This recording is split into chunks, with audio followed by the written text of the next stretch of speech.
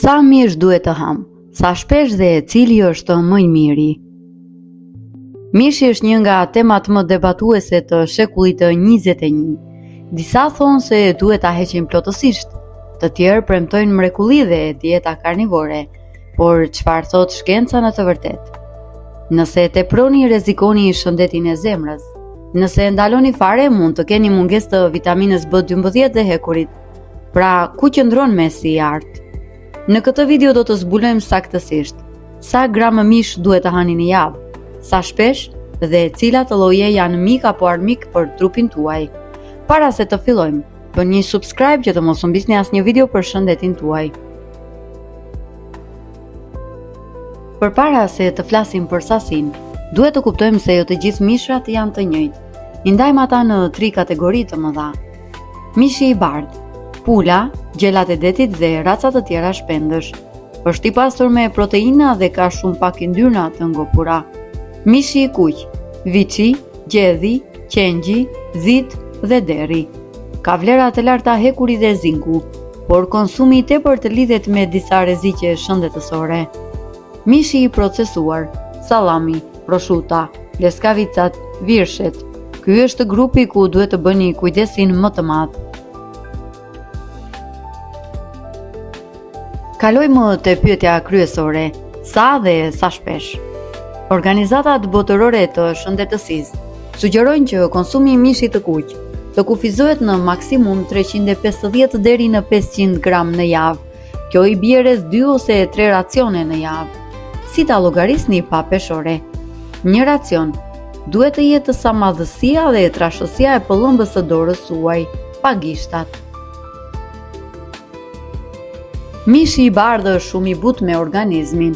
Mund ta konsumoni 4 deri në 5 herë në javë. Është burimi i shkëlqyer energjie e pa ngarkuar kolesterolin. Për sa i përket prosciutave dhe sallameve, limitojini sa më shumë të jetë e mundur. Shkenca sugjeron që ky lloj mishi të mos jetë pjesë e përditshmërisë, por të konsumohet vetëm në raste të ralla, pasi rritë rrezikun e sëmundjeve të zorëve dhe e zemrës, për shkak të procesit të tij të konservimit me kripë dhe nitrate. Cili është mishi më i shëndetshëm? Nëse do të bënim një renditje nga më i shëndetshmi te ai më pak i shëndetshmi, lista do të dukej kështu.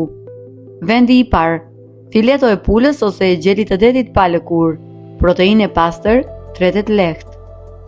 Vendi i dytë, mishi i viçit të ushqyer me bar. Ka më pak yndyrnë dhe më shumë acide omega 3 se mishi i viçit industrial. Vendi i tretë, mishi i derit pa yndyrë, për shembull fileto e brendshme.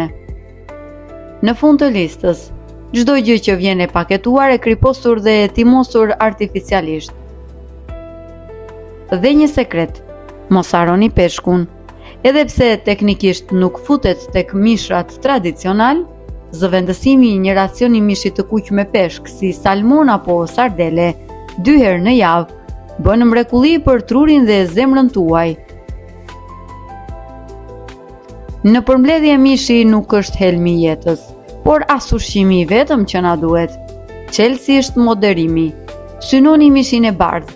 Shijoni një stik viçi cilësor në fundjavë dhe qëndroni larg sallameve të procesuara.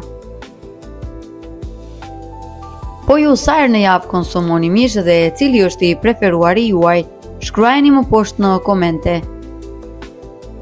Nëse ju pëlqeu kjo video, mos harroni të bëni like, shpërndajeni me miqtë tuaj që teprojnë me mishin në zgar dhe shihemi në videon tjetër. Shëndet të mbar.